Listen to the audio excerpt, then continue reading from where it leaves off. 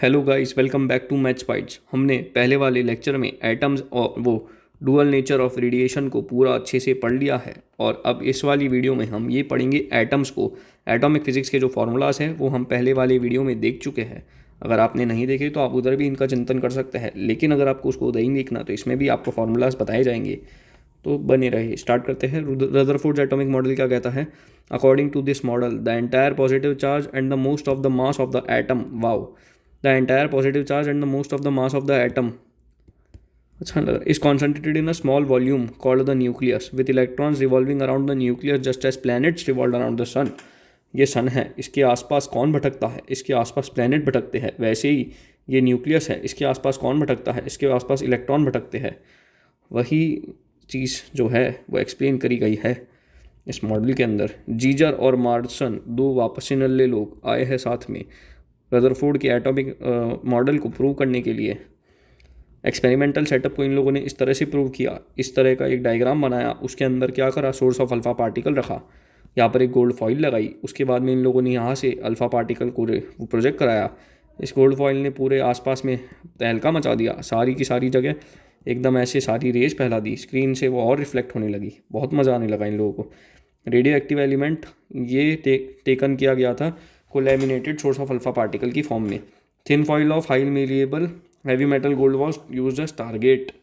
Gold की foil को target की तरह इस्तेमाल किया गया था दोस्तों। The detector was made from ZnS zinc sulphide को इस्तेमाल किया गया था डिटेक्टर बनाने के लिए। एक्सपेरिमेंटल की ऑब्जर्वेशंस क्या थी? जो बहुत सारे अल्फा पार्टिकल्स थे वो पास कर रहे थे बहुत ज़्यादा रफ फॉर्म में स्ट्रेट लाइन के अंदर without deviation. Wow, a very small number of alpha particles deflect कर रहे थे। कंक्लूजन क्या निकला इस इतने बड़े एक्सपेरिमेंट को करने से? अगर हम कंक्लूजन जान लेंगे तो अपन इस पूरे एक्सपेरिमेंट का क्या जान लेंगे? क्रक्स जान लेंगे। क्रक्स के अंदर क्या होता है? Most of the space in the atom is mostly empty. बहुत ज़्यादा जो जगह होती है एटम की वो बहुत ज़्यादा खाली होती है।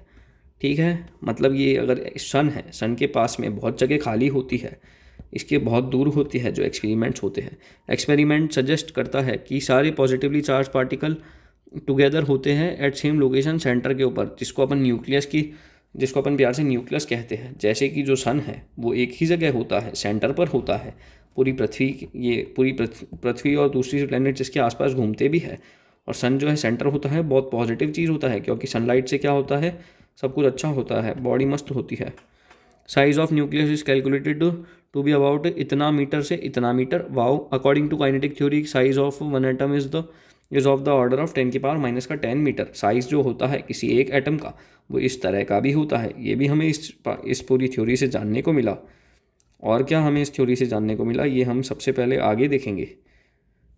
ये तो अपन ने पढ़ लिया। इसके अंदर अल्फा पार्टिकल की ट्रेजेक्ट्री की क्या बात करते हैं? इम्पैक्ट का क्या पैरामीटर पड़ा? It is perpendicular distance between the direction of the given alpha particle and the centre of the nucleus. It is represented as B. Distance of closest approach अपन किस तरह से बोलते हैं?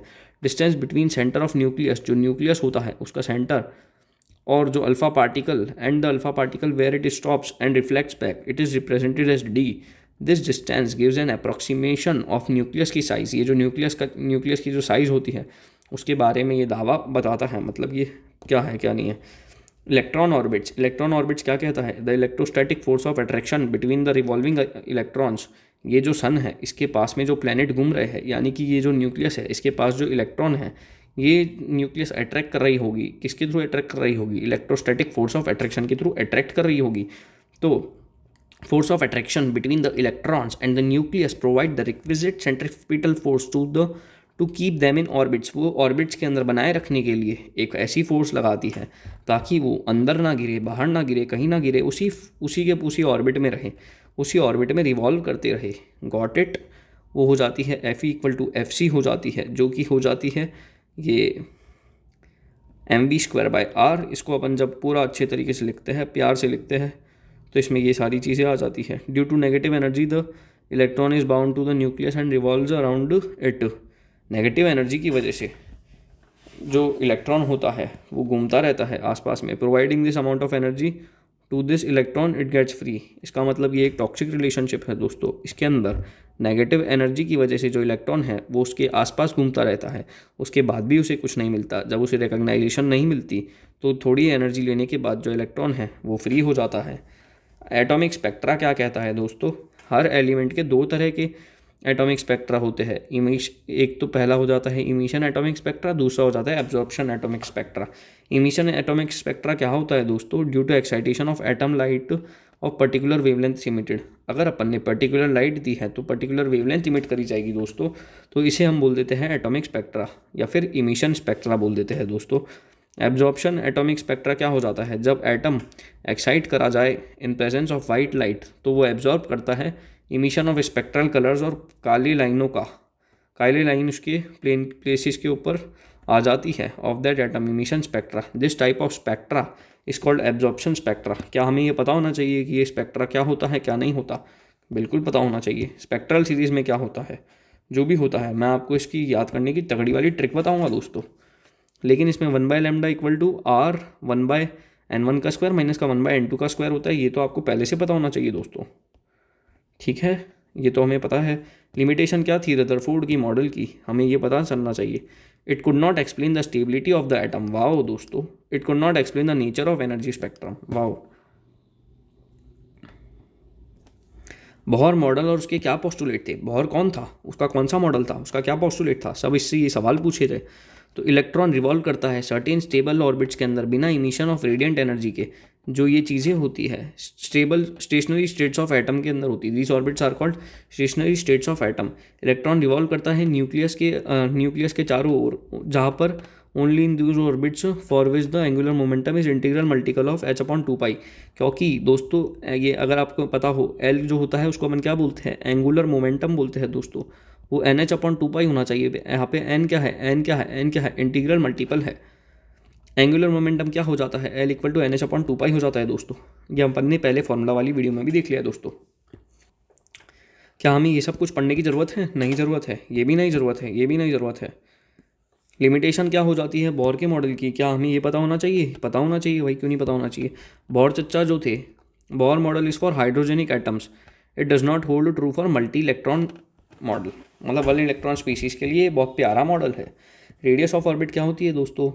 ये मैंने आपको बता दिया, तो आप यहाँ से क्यों देख रहे हो, ये भी क्यों देख रहे हो, ये भी क्यों देख रहे हो, ये भी क्यों देख रहे हो, ये भी क्यों देख रहे हो। बामर सीरीज़ के अंदर ये होता है। ये कैसे पता चला आपको कि विजिबल रेंज में, यूवी रेंज में है? पूछ लिया एग्जाम में, बामर सीरीज लेमन सीरीज़ कौन सी रेंज में होती है, कैसे बताओगे दोस्तों? इसके लिए आपको कुछ तो ट्रिक लगानी पड़ेगी, मैं बताऊंगा आपको वो ट्रिक। ये भी नहीं पता, ये किसने बताया इंफ्रारेड रीजन में है? रिलेशन की स्पीड और टोटल एनर्जी का क्या होता है, सब तो बता दिया। अब दोस्तों सीधा आ जाता है ट्रिक के ऊपर। Hydrogen spectra. हाइड्रोजन स्पेक्ट्रा के अंदर क्या ट्रिक हो जाती है दोस्तों? Papa brings pastry for Babu and Lal. Wow. Babu उनका एक लड़का, लाल उनका दूसरा लड़का, ठीक है। Papa brings pastry for Babu and Lal. पापा कौन है? पापा है पी फंड सीरीज N1। इसके अंदर N जो हो जाता है वो 5 हो जाता है दोस्तों। ब्रिंग्स से हो जाएगा bracket BR Brackett series N1 4 हो जाता है दोस्तों। पेस्ट्री पास्टन सीरीज N1 3 हो जाता है दोस्तों। बाबू कौन है इसमें? बामर सीरीज N1 जहाँ पर 2 हो जाता है दोस्तों। और अगर आप बात करें इसके अंदर लाइमन सीरीज, लाल से क्या होगा? लाइमन सीरीज N1 इसमें 1 हो जाता है। ये याद हो गया ना, Lyman Balmer Paschen Brackett Pfund. Range क्या हो जाती है हर सीरीज़ की हाइड्रोजन स्पेक्ट्रा की? हमें क्या पता चलेगा कि ये कौन सी रेंज में लाई कर रहा है दोस्तों? इसमें ऐसा होता है 1 is unimportant, 2 is very important, rest are important. जब मेरा दोस्त मेरे को फ़ोन करता है और मेरे से पूछता है कि भाई कौन सा चैप्टर इंपॉर्टेंट है, कल एग्ज़ाम है, 14 चैप्टर आ रहे हैं, क्या पढ़ना है क्या नहीं पढ़ना, मैंने अभी तक कुछ नहीं पढ़ा, मैं बोलता हूँ भाई फर्स्ट तो अनइम्पॉर्टेंट है, सेकंड बहुत ज़्यादा इंपॉर्टेंट है, इतना ज़्यादा इंपॉर्टेंट कि इससे तो पूरा पेपर बनने वाला है, और उसके बाद में third fourth fifth sixth seventh eighth ninth 10th 11th 12th 13th 14 ये सारे चैप्टर इम्पॉर्टेंट है। तो 1 अनइम्पॉर्टेंट है तो N1 इक्वल टू 1, यानी कि लाइमन सीरीज़ जो है वो अनइम्पॉर्टेंट है तो U से हो गया अपना UV रेंज में आता है। 2 वेरी इंपॉर्टेंट है यानी कि N1 इक्वल टू 2 V से यानी कि विजिबल रेंज में आता है दोस्तों। रेस्ट आर इम्पॉर्टेंट से हो जाता है 3 4 5 पास्चन ब्रैकेट पी फंड। ये इम्पॉर्टेंट है तो I से आ जाता है IR रेंज में, या IR रेंज मतलब इंफ्रारेड रेंज में। क्या आपको ये सारी चीज़ें समझ में आ गई दोस्तों? अगर आ गई तो आप कमेंट कर दीजिएगा। कमेंट करने के बाद में लाइक भी कर दीजिएगा, उसके ऊपर एक बटन आता है लाइक का, वो कर दीजिएगा। उसके बाद में शेयर का भी एक पास में बटन आता है, उससे शेयर भी कर दीजिएगा। उसके बाद में नोट्स भी मांग लेना कमेंट के अंदर, वो भी मैं दे दूँगा आपको। और सब्सक्राइब मत करना, ठीक है, क्योंकि बोल दूंगा तो भी करोगे तो हो नहीं, तो वैसे ही मत करना। थैंक यू दोस्तों। ओके दोस्तों, बाय दोस्तों। अब बस एक न्यूक्लियाई बच रहा है दोस्तों, फिर अपना सारा कोर्स कंप्लीट हो जाएगा। 13 चैप्टर्स अपन ने कंप्लीट कर लिया है, सिर्फ 14th वाला बच रहा है, जो भी ये रहा, जिसको भी मैं अभी पढ़ा दूंगा, और इस चैप्टर को भी मैं ख़त्म करूँगा। इसमें भी बहुत ज़्यादा घातक ट्रिक्स है दोस्तों, तो इसको भी फॉलो कीजिएगा। Thank you so much, bye bye, have a good day.